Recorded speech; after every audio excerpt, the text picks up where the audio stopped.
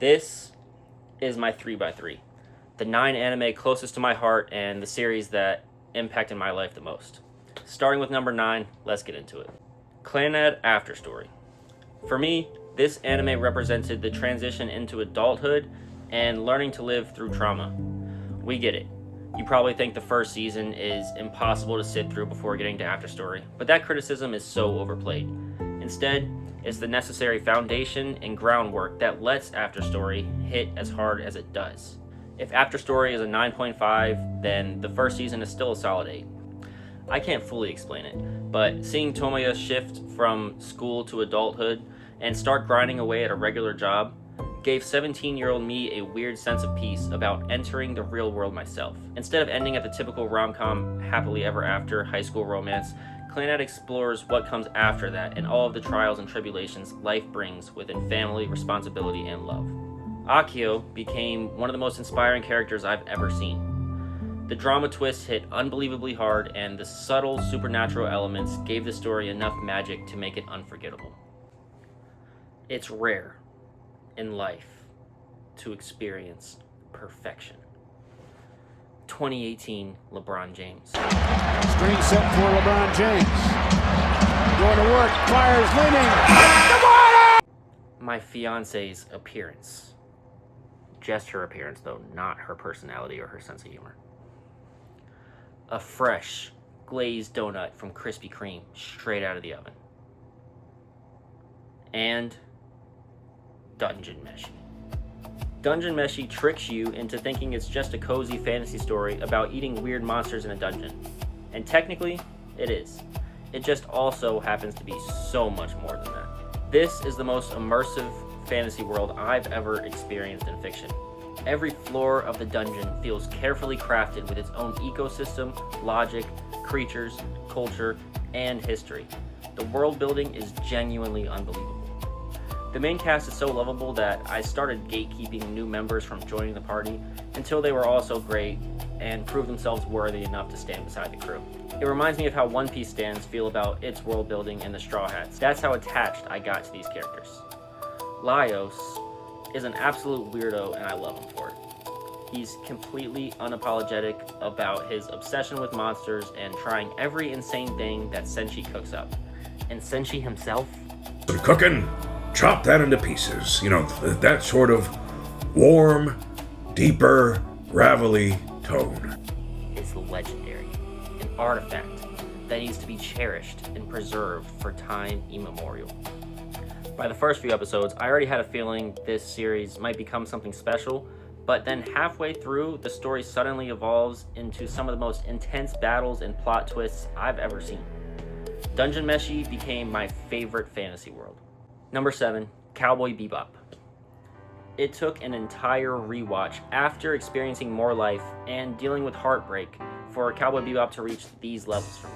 I literally have an entire page of quotes from this series that stuck with me. Yes, Bebop is effortlessly cool and oozing with style.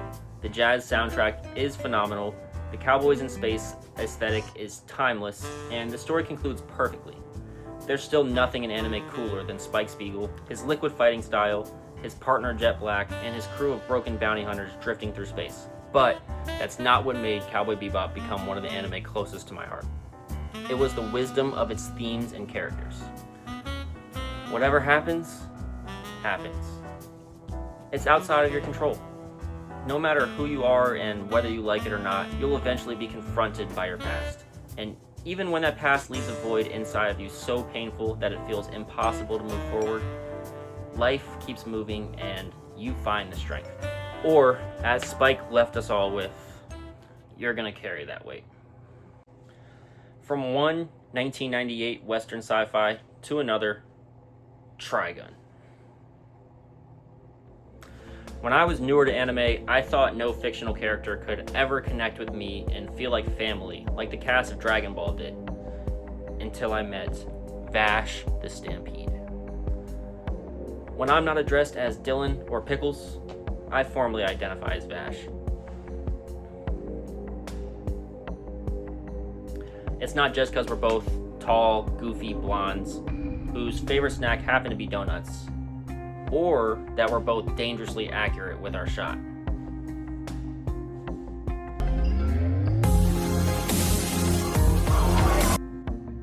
It's because of his morals and beliefs. Vash carries an enormous burden from his past, yet still chooses love and peace, which I relate to on a deep level. He shows compassion and forgiveness even in the most dire of circumstances. He confronts you and wields his weapon only to protect. Vash the Stampede became more than just my favorite anime character.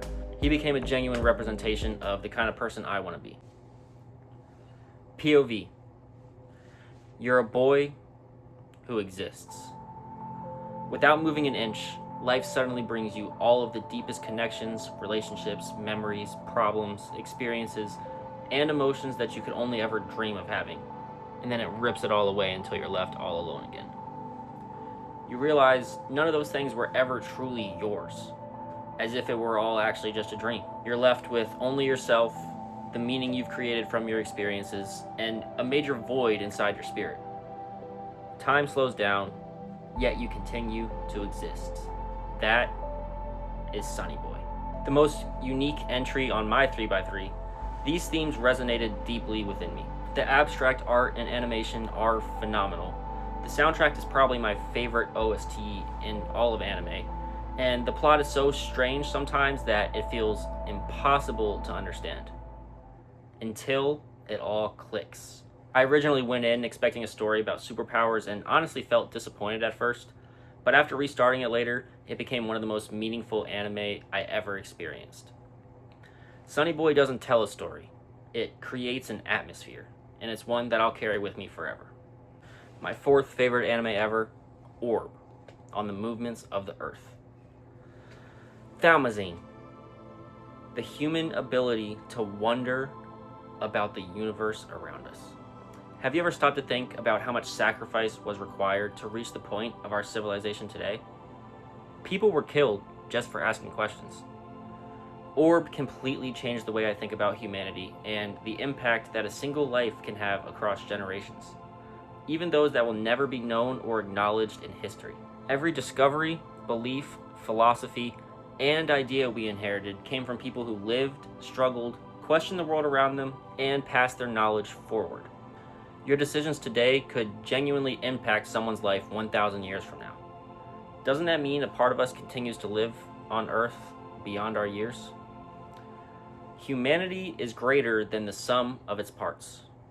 Orb asks the terrifying question, how far would you go in the pursuit of truth? Would you lay everything on the line for something you believe in, even if you knew the world might never accept it?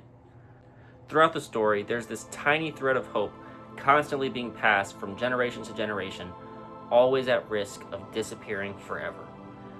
And yet somehow, through miracles, sacrifice, curiosity, coincidences, and human connection, that thread survives.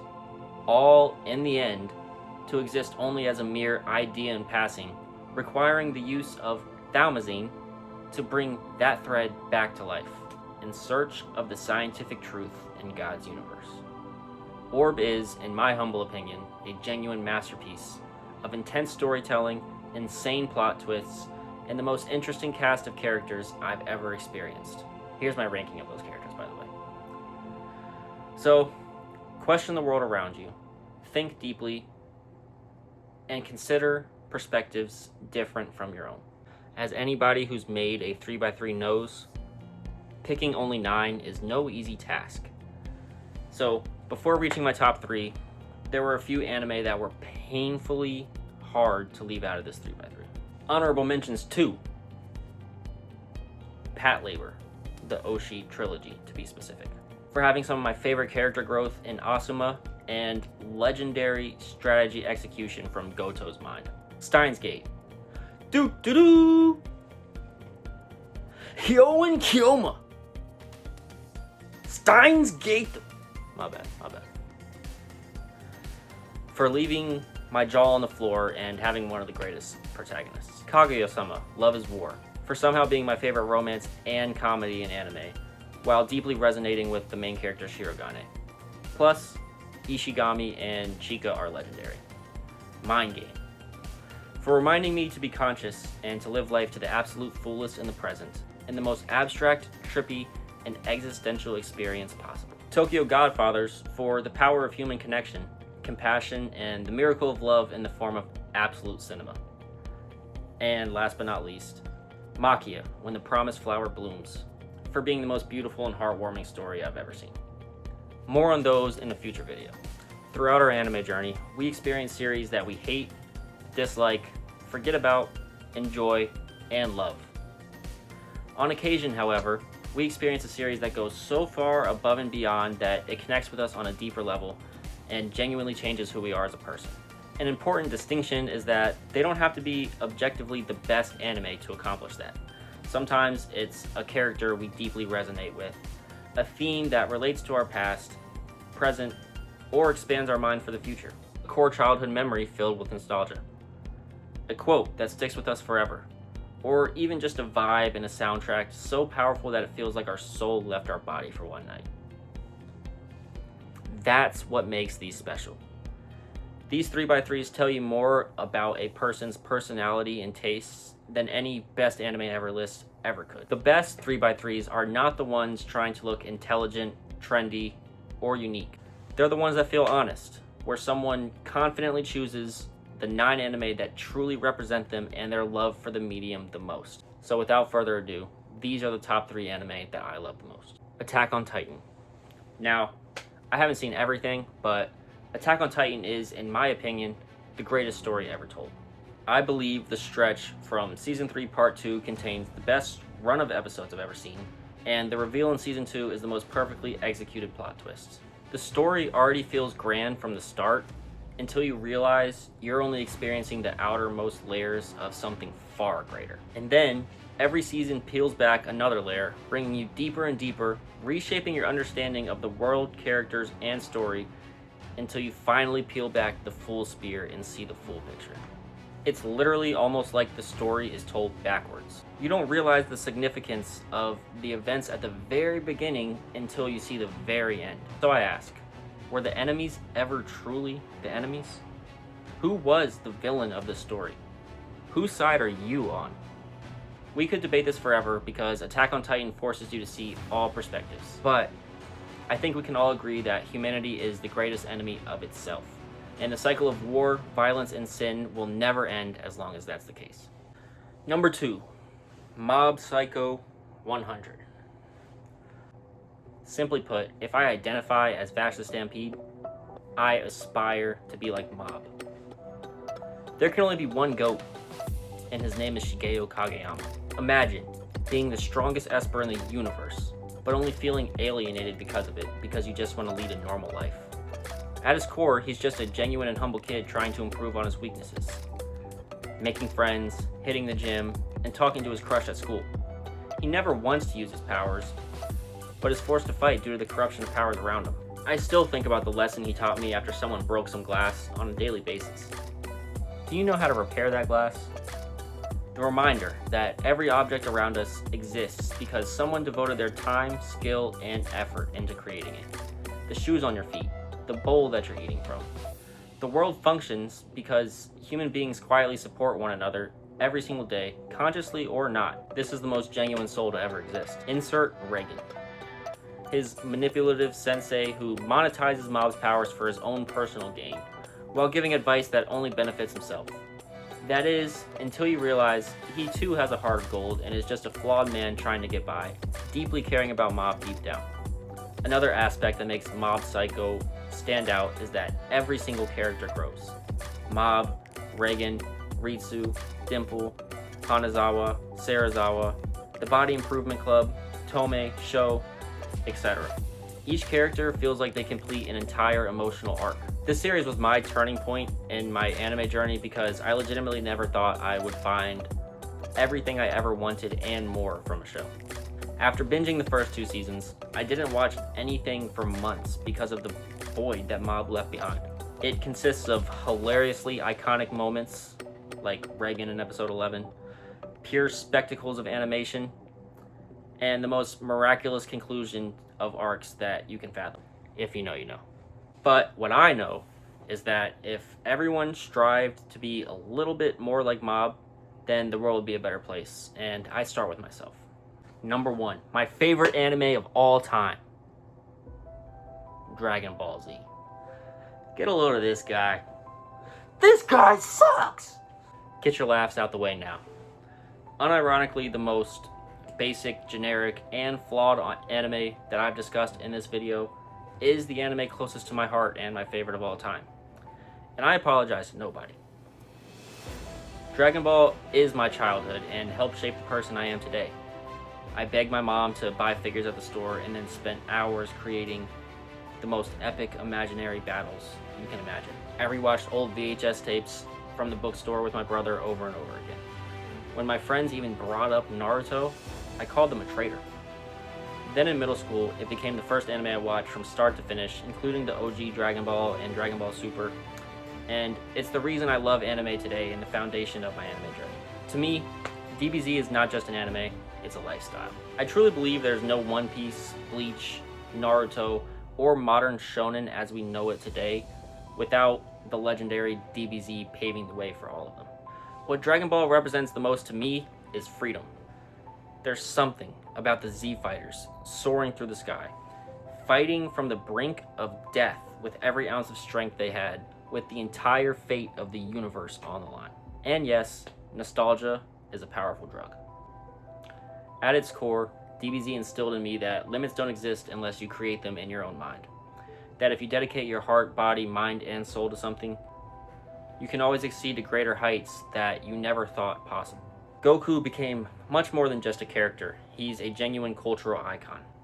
That doesn't stop Vegeta, the Prince of all Saiyans, for being the most well-written character of the entire series and the ultimate rival. The entire cast carries a spirit of camaraderie and positive energy. I named the channel after Piccolo for a reason. Shout out to Krillin, and most importantly, rest in peace to Toriyama Sensei, who made such a creative universe, iconic character designs, and the most legendary villains in anime history. If you made it this far, your power level just increased to over 9,000. I put my heart into this video, so I appreciate any and all support to help the channel grow. Please subscribe, and catch you in the next edition of Dill Piccolo's Notes.